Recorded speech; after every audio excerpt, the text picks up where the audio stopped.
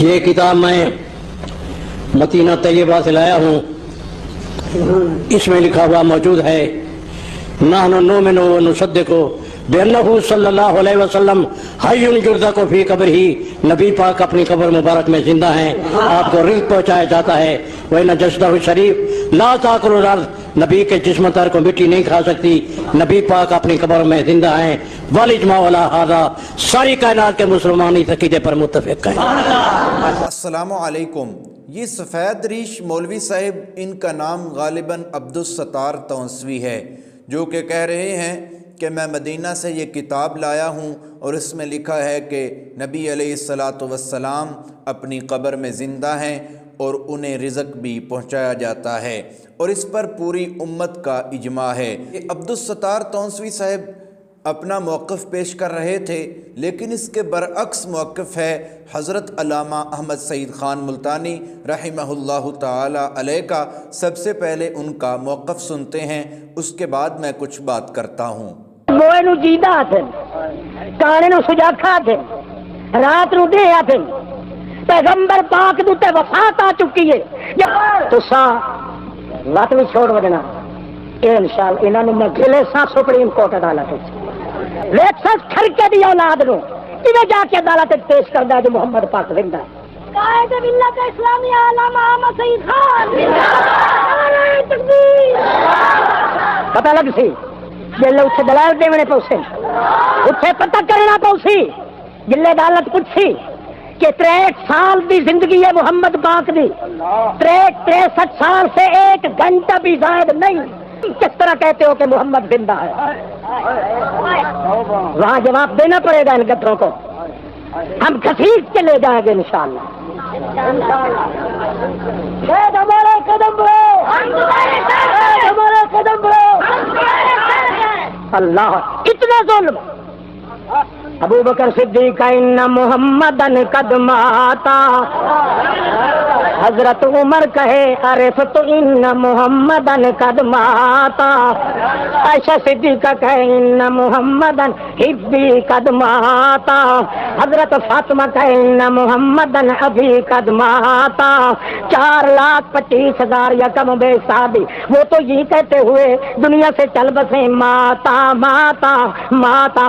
سبھی وفات کے بعد ایک صحابی نے کبھی حیات حیات نہیں کیا، ہمیشہ کیا تھا ماتا ماتا ماتا۔ خرج من الدنیا، محمد کریم سالم دنیا سے کوچ کر گئے۔ کسی نے کہا فارق الدنیا، ساری دنیا سے جدا ہو گئے محمد پاک۔ ضرور پتہ چلے گا انشاءاللہ، دعا کرو۔ ایک دن ایسی نہ تو کچھ سمجھ، ہاں بھائی بوجھیا ثابت کر کہ محمد پاک دی عمر کتنی ہے، اللہ دے پاک رسول دی کتنی زندگی ہے، تو اس لیے پتہ لگ سی جلدی آخر نا جو 2000 سال دے زندہ ہے ساری امت دا اجماع جس پہ پتہ لگ سی، اس لیے آخسی اتا منے میں اتو نہ کوئی منکر بھی نہیں، کہ اتنے تک کافر بھی جتنے پہ مرن دے بعد وہ بھی اپنے درجے سے زندہ ہے، مومن بھی زندہ ہے، شہید بھی زندہ ہے، مومن بھی زندہ ہے، صدیق بھی زندہ ہے، فاروق بھی زندہ ہے، انبیاء بھی زندہ، محمد سب تو اعلیٰ زندہ، اس سے جھگڑا ہی کوئی نہیں، تیرا ٹکر تو بنتا جی اتنے قبر چ زندہ وہ زندگی بن جڑی اما فاطمہ دی من جنت الفردوس مأوا، اسے تو کہیں اختلاف ہے۔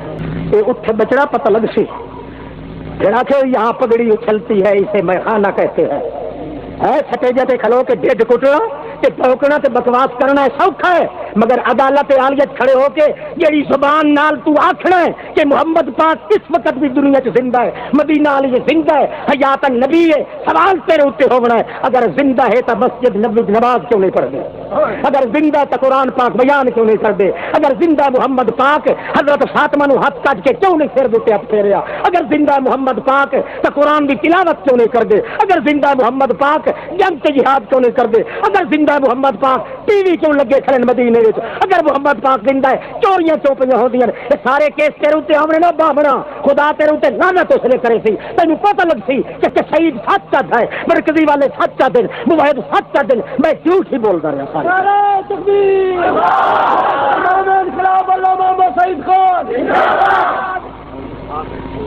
نقل بنائی ہوئی